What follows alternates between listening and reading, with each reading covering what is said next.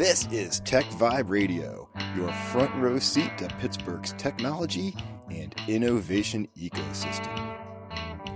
Techvibe is brought to you by Compunetics at compunetics.com, Chorus Call at choruscall.com, Highmark at highmark.com, Huntington Bank at huntington.com, Kindling at thekindlingagency.com, PNC Bank at pnc.com, and Savier at savier.com. Here are your hosts, Audrey Russo and Jonathan Kirsting of the Pittsburgh Technology Council, coming at you from the Huntington Bank studios. It's a Sunday morning, and I cannot be more excited to bring our audience the front row seat, Audrey, to all the great stuff happening here in Pittsburgh's technology and innovation ecosystem. Yeah, it's way too fun what we do. I love it. And one of the things that we love doing is looking at some of the cybersecurity stuff that's going on in this town. And we have some great companies and some great members at the Tech Council that are literally at the forefront of all things cyber. And you know me, Audrey. For years, I'm like, if you're a company out there and you're just kind of flying by the seat of your pants when it comes to your quote unquote cyber policies, slide your chair up, listen. Because we have some experts hanging out with us today. Yeah, so who's with us today? Yeah, we can have them introduce themselves. Absolutely. Our friends from CustosIQ. I'm Robert from CustosIQ. I'm the CEO. Absolutely. I'm Izzy. I'm the head of managed security services. Very cool. And give us the pitch real fast before we jump into all the fun stuff about what Custos does. You guys are pretty unique in the marketplace. Oh, yeah. So we are a managed security service provider. So we handle all of your needs cybersecurity. So essentially, you have your MSP and we are the MSSP. Ooh. So that's a managed service provider for those of you who are listening and don't know all the acronyms. Yep. And to take the acronyms out of it, we help you be proactive at managing your attacks. And that's the thing is attacks. That's plural because they happen all the time and multiple times. And sometimes you could have been attacked and you don't even know you've been attacked. That's why we need to unpack so much with you guys today, because what you guys do, it's crucial to a business. We see businesses that can go out of business, Audrey, because of an attack. So let's dive a little deeper. How do you differentiate yourselves in the marketplace? We are looking to make cybersecurity a C-suite problem. It's not a technical problem. Mm-hmm. Everybody equates cybersecurity as IT, but it's not. It's a business problem. There are certainly technical aspects to it. However, it really is something that management has to grasp, get a hold of, and understand. There's a technical component, there's policy component, there's training components. It's the whole idea that it needs to infiltrate your organization, much like a hacker would. And so if I'm a CEO, and obviously, these are things that really matter to me, protecting data, for making sure that we're not hacked, et cetera.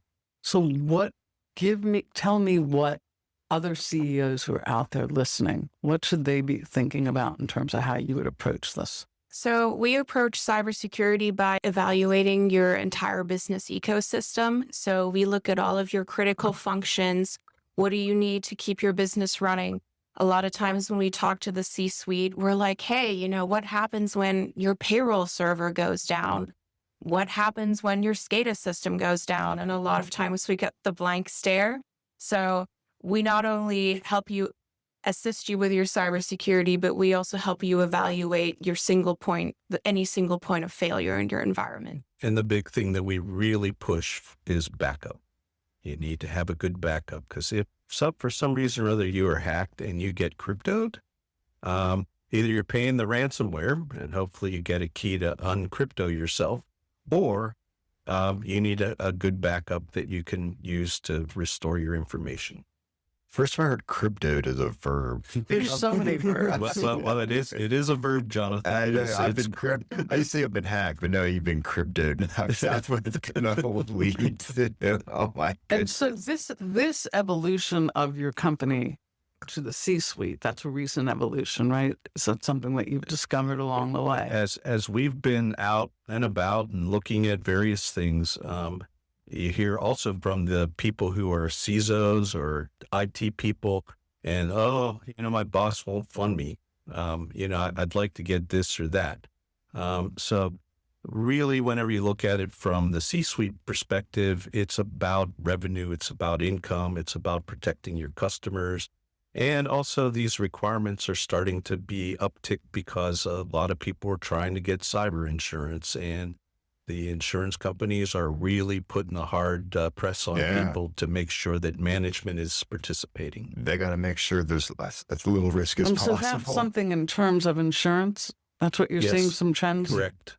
Trends in insurance, yes. That they want board and management engagement in looking to mitigate cyber risk. And what is that? Can you just whisper to us what that might look like in terms of management and board engagement? What kinds of things? They have to understand, and then of course those people are the ones who have to identify the business processes and the risks, and the whole idea of if we do have an incident, how do we approach this? Depending on the size of the organization, you're talking to the legal department. There may be regulations that need to be adhered to.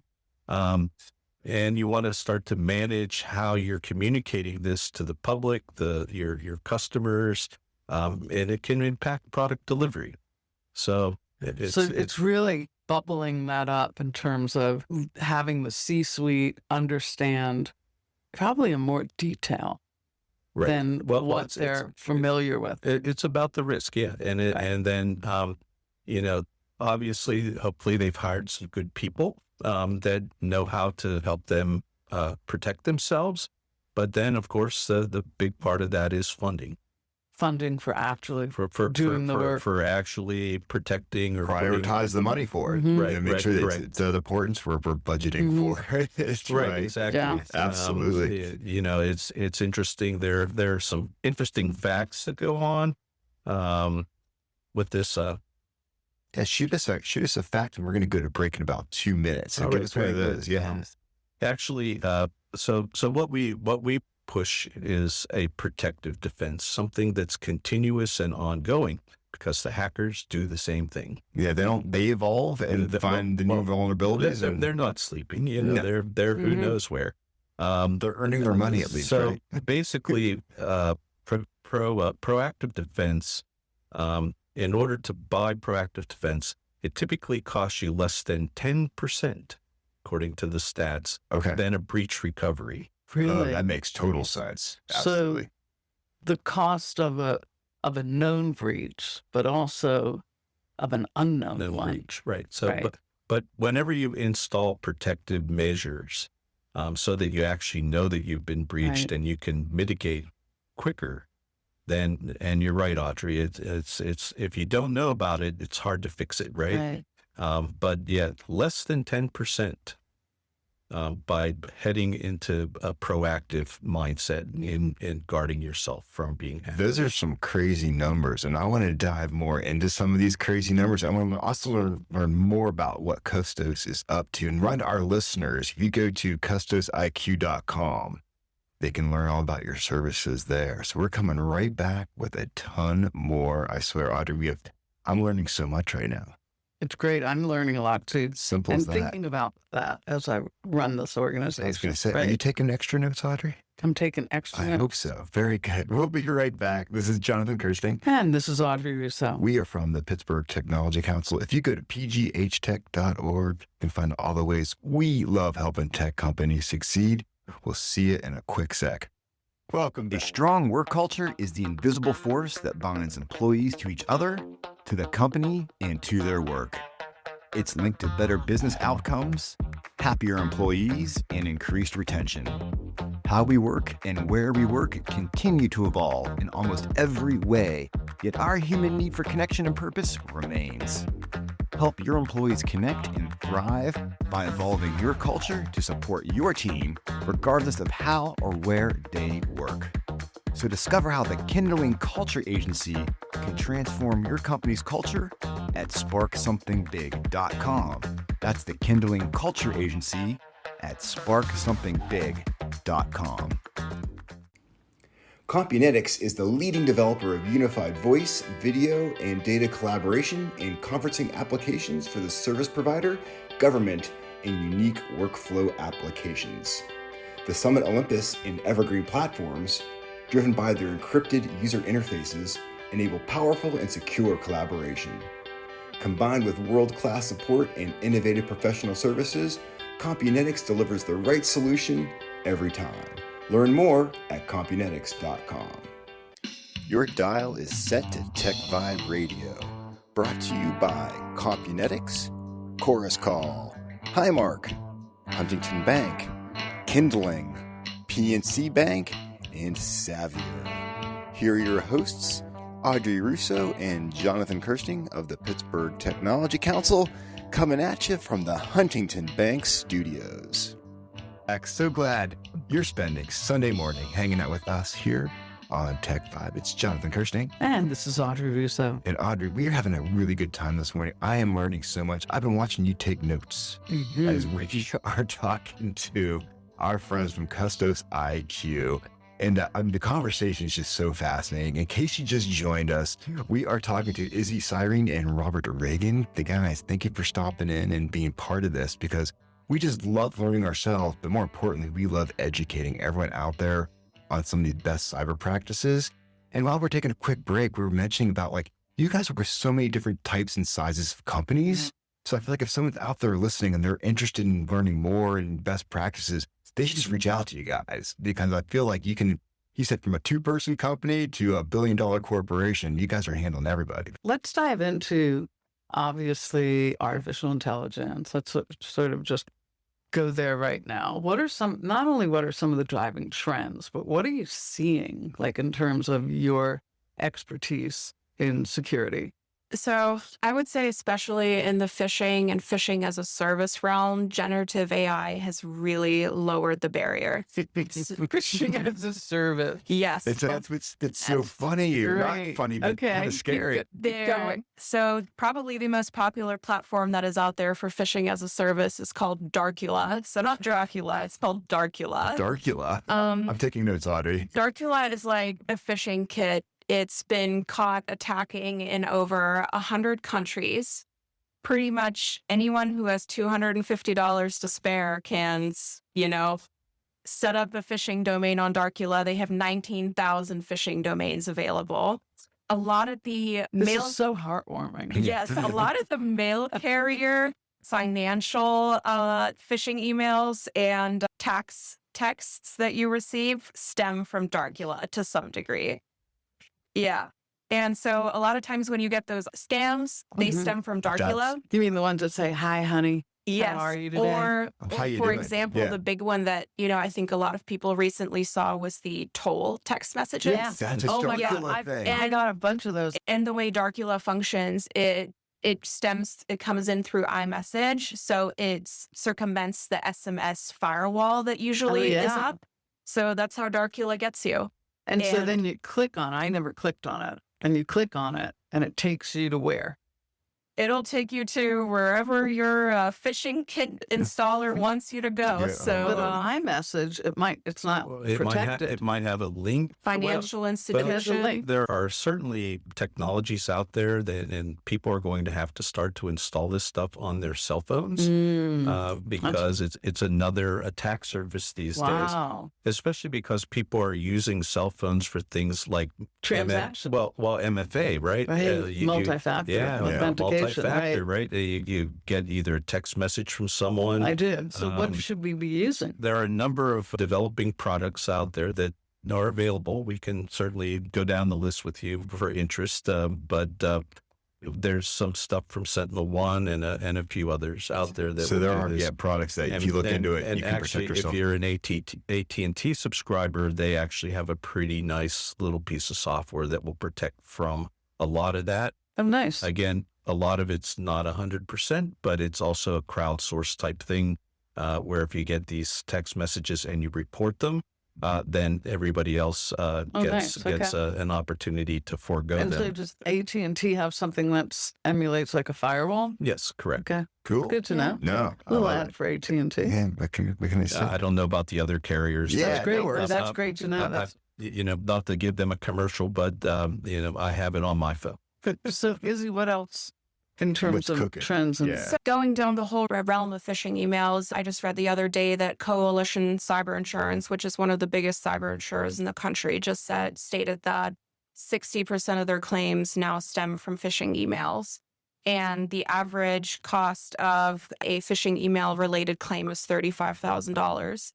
And Jonathan and I were just chatting earlier about how people bulk at, I don't want to spend $7 a head on an email spam filter. Well, $7 a head for an email spam filter or $35K. I mean, if you're a CEO, you can do the math on that one. Might be a good investment to provide that protection for $7 a month. Exactly. So, yeah, absolutely. And actually, the other stat that I have is 91% of all successful breaches begin with phishing.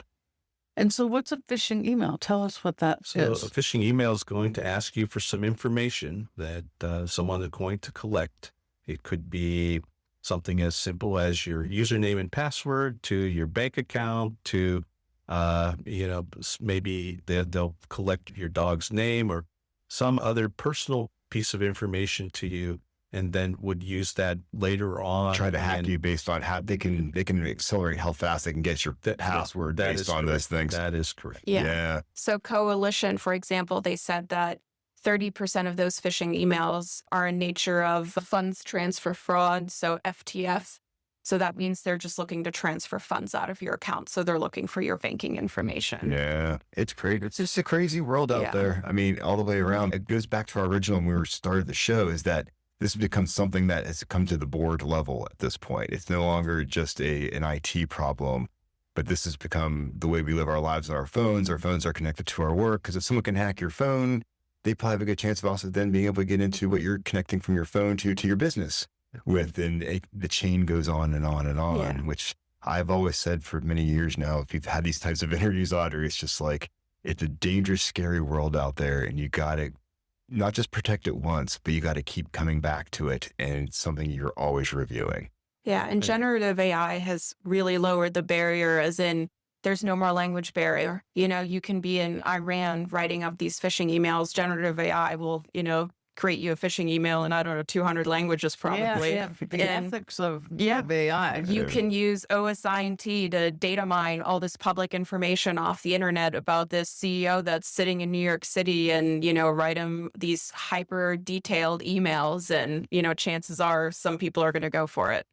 And all it takes is one. You could probably send you could probably send 1,000 of them out very easily, and then you get one or two that hit. You're making money. I mean, not to make any unethical encouragement here, but there's tools that have been around for a while, like Worm GPT and Fraud GPT, where you can. I mean, the world's a crazy place out there. Only the best and the brightest. Right? Simple as that. Well, what it's done is it's lowered the bar. Yeah. You used to have some real good technical skills to go out and become a hacker. And now it's a free fall. Now it's a free fall. You can go in there with a couple of quick sentences into the GPT and bang. So I got a chance. Yeah, right. All right. You do, I can start Jonathan. making money on the side now. This has been Exactly, fantastic. Jonathan. There's another career path for you. Here I come. This is great. But no, This is so informative. very, very informed. We only got like a minute or so left. And I just want our listeners to know that, like, man, if they're dealing with these issues, which we all are, that you guys are someone they should be talking to. I just feel like, at the size you guys are at, you can scale to whatever size company is out there. You understand these things very fluently. It's really our goal to help everybody. Yeah. A lot of people turn their nose up at the smaller guys, but they need it probably more than the bigger guys. Exactly right. We all need it. Right. I like to tell people, they go, oh, well, why would anybody want to hack me? And I go, well, the funny part about it is your computer is an IP address on the internet, just like the guy who's got a $1 billion organization. The hacker knows no different. Right. Exactly right. This has been great. Good stuff. Thank you so Yeah. much. Thank you for stopping out and hanging out with us. Thanks, And so guys. your so much. website is? It's CustosIQ.com. Simple as that. I encourage everyone to check it out. I encourage everyone to have an awesome rest of their Sunday. And I've learned so much. Can't thank you guys enough for hanging out with us. You guys are the best. Audrey, Yeah, it was great. Good I learned stuff. a lot. Me too. Thank you so much. Thanks to you and the Tech Council. Great organization. We love it. And Appreciate Oh, that. thank Yeah, we you. appreciate you Yeah, guys. keep on Thank talking. you. Man. I like Thank it. you. Got to put another minute or so now, don't we, Audrey? We got to have a whole lot of show. Exactly. we All the show can, right we there. can just cut those other unimportant. No, this is great. We're Thank wrong. you so much. Excellent. Hey, No, everybody. thank you. This is fun. was great. This is the second opportunity we had to do this, and we love it. Thank you. And Jonathan, I think, does a great job. We'll He's keep on amazing. talking. I'll do his performance review. Yeah, next time on Thank air. you. Yeah. Send me the questionnaire. I'll give him a good. He'll fill it out. Man, this is the best Sunday ever for me. Yeah. Okay, you can take the rest of the day off. Well, maybe I will, because I was going to work after this. Hey, in case you Thank forgot, you. this is Jonathan Kersey. And this is Audrey Russo. We're having way too much fun hanging out with the Pittsburgh Technology Council. Go to pghtech.org. We love helping tech companies succeed. And once again, have a great Sunday, everybody. Thanks for geeking out with us on Techvibe Radio. Tune in next Sunday for more tech and innovation stories right here from Pittsburgh. Techvibe is brought to you by Compunetics at compunetics.com, Chorus Call at choruscall.com, Highmark at highmark.com, Huntington Bank at huntington.com, Kindling at thekindlingagency.com, PNC Bank at pnc.com, and Savior at savior.com. And we're always coming at you from the Huntington Bank Studios.